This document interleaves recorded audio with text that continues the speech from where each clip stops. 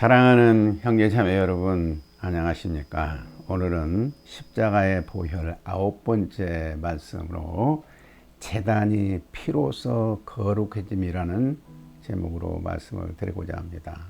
오늘 말씀은 매우 중요하고 또 여러분들이 한 번만 듣는 것으로 만족하지 마시고 성경과 문화연구원에 들어가면은 원고도 나오니까 원고를 참조해서 이 말씀을 깊이 이해하고 깨달아서 여러분의 삶에, 여러분의 그리스도인의 삶에 있어서 큰 은혜와 능력과 복을 받으시기를 바랍니다. 출애굽기 29장 37절에 보면 너는 이레 동안 제단을 위하여 속죄하여 거룩하게 하라. 그리하면 지극히 거룩한 제단이 되리니 제단에 접촉하는 모든 것이 거룩하리라 하였습니다. 구약의 제사장에게는 반드시 제단이 있어야 했습니다. 제사장 자신이 피로써 거룩해져야 했고 제단 역시 피로써 거룩해져야 했습니다. 그래야 하나님께서는 제단을 깨끗하게 하고 그 제단을 속하게 하기 위하여 속죄제를 드릴 것을 명하셨습니다. 모세는 7일 동안 제단을 속하는 일을 해야 한다고 말씀하셨죠. 레위기 8장 15절에 보면 모세가 속죄 제물을 잡고 그 피를 가져다가 손가락으로 그 피를 제단의 네 귀퉁이 뿔에 발라 제단을 깨끗하게 하고 그 피는 제단 밑에 쏟아 제단을 속하여 거룩하게 하고 말씀하셨습니다. 이로써 그 제단은 거룩하게 되었음은 물론 지극히 거룩하게 되었다 하였습니다. 이 표현은 하나님께서 거하시는 지성소를 묘사하는 표현과 동일한 것입니다. 제단이 그 지성소와 동일하게 거룩하다는 표시입니다. 지성소는 하나님의 거룩한 곳이었고 제단은 사람이 다가갈 수 있는 지성소였습니다. 제단에 접촉하는 모든 것이 거룩하리라. 방금 읽었던 출애굽기 29장 37절 말씀이죠. 7번씩 피로 속함으로써 제단은 거기에 접촉하는 모든 것을 거룩하게 하는 능력을 지닐 만큼 거룩한 것이 되었습니다.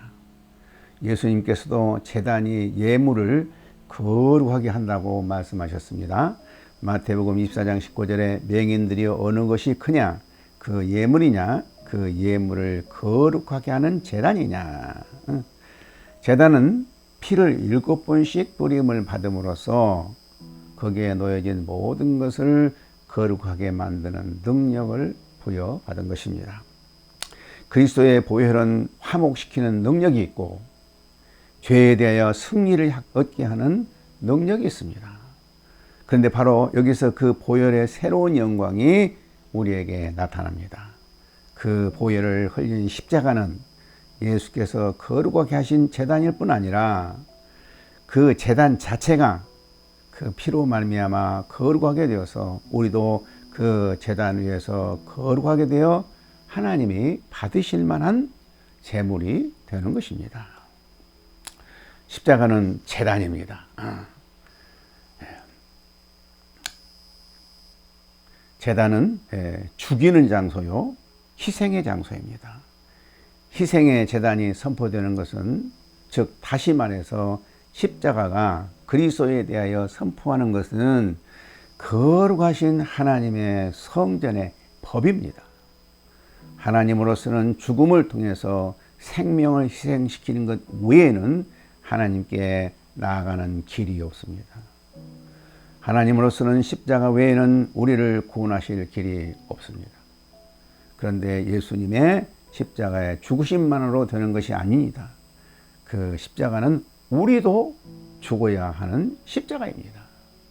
그러므로 예수님은 제자들에게 자기도 십자가에 죽으실 것을 강조할 뿐만 아니라 제자들도 그를 따라서 죽어야 한다는 것을 말씀하신 것입니다.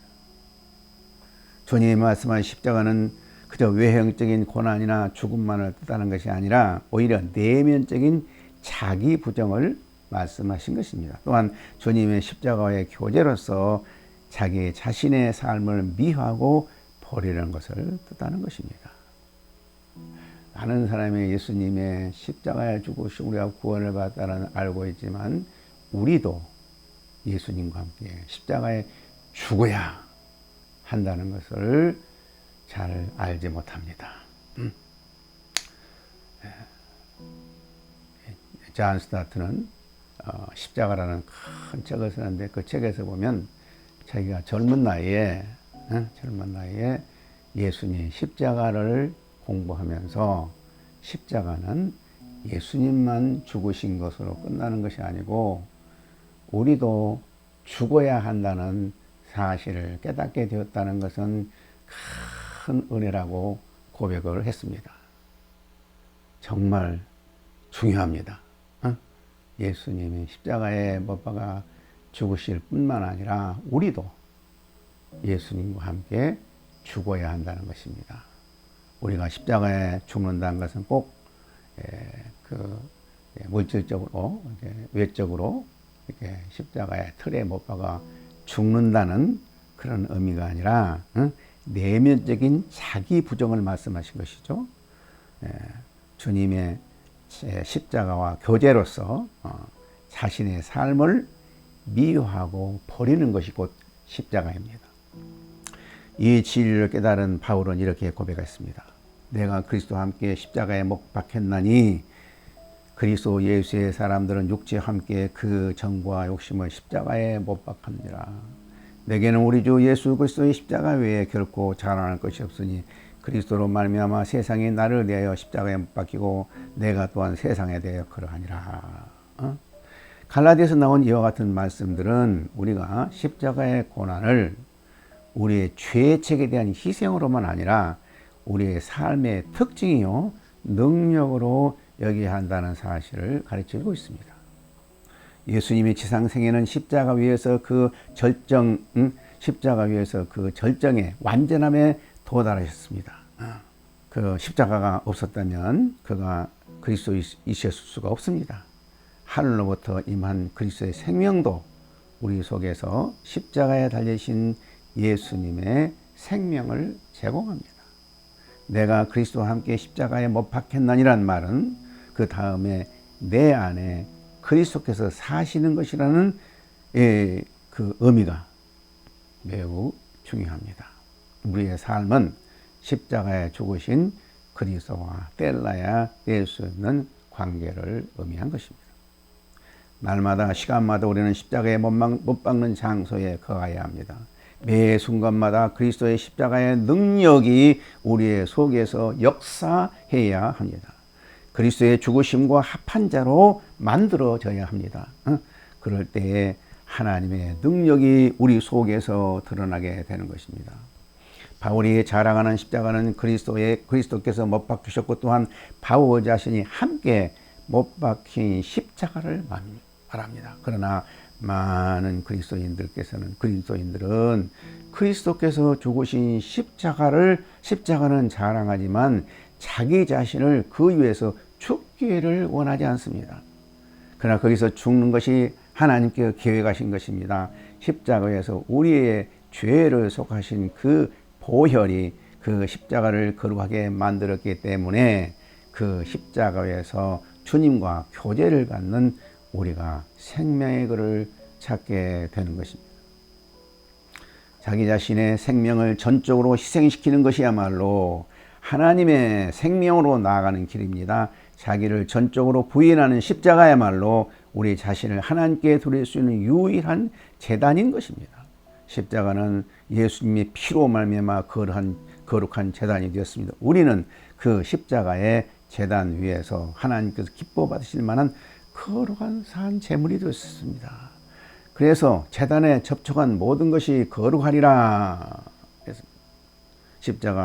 십자가에 달리신 예수님이 하나님의 능력입니다. 그러므로 내가 십자가의 의미를 더욱 깊이 깨달아서 그 십자가를 택하여 그것을 든든히 붙잡을 때 그리스도의 영으로 말미암아 십자가에서 생명의 능력이 솟아나와서 그 그것이 나를 든든히 붙잡아서 나로 하여금 십자가에 못 박힌 자의 삶을 살게 해 주시는 것입니다. 내가 십자가에 거룩하게 하는 능력을 믿고 그 십자가와 교제하는 삶을 추구하는 정도만큼 내가 점차적으로 그리고 더욱더 거룩함에 참여하게 되는 것입니다. 거룩함에 참여한다는 의미는 그리스도의 피를 통하여 하나님과 화목함으로 하나님의 무한한 절대적인 자원을 공급받는 삶과 죄의 권세로부터 승리하는 삶을 의미합니다. 거룩한 말을 잘못 이해하면 우리의 일상생활과 거리가 먼 종교적인 삶에 깊이 빠져들어간 비사회적인 인물이 되는 것으로 오해합니다. 그러나 거룩함이란 주님과 더 가까워짐으로 말로 다할 수 없는 하나님의 은혜와 축복을 누림으로 일상생활의 모든 면에서 능력 있고 승리하는 아름다운 열매를 맺는 것이 거룩한 삶입니다. 참된 거룩을 맛보는 자는 사회생활을 하는 데 있어서 일상생활을 하는 데 있어서 정말로 매력적인 사람이 되는 것입니다. 그런데 그와 같은 매력적인 삶을 사는 비결은 십자가의 제단에 우리의 자신을 올려놓은 것입니다. 다른 말로 말하면 우리도 예수님과 함께 십자가에 못 박아 죽는 것입니다. 저는 처음 신앙생활을 배울 때 예수님의 십자가의 비밀을 잘 배웠습니다. 그래서 나의 전생에는 예수님의 십자가를 본받는 삶이었습니다. 그래서 나는 하나님이 주신 뜨거운 마음, 그건 은혜였습니다는 책을 통해서 내가 십자가를 본받고 살면서 얼마나 능력이 있는 삶을 살았는가에 대해서 책을 기록했습니다. 지금도 저는 80이 넘었지만 항상 마음이 뜨겁습니다.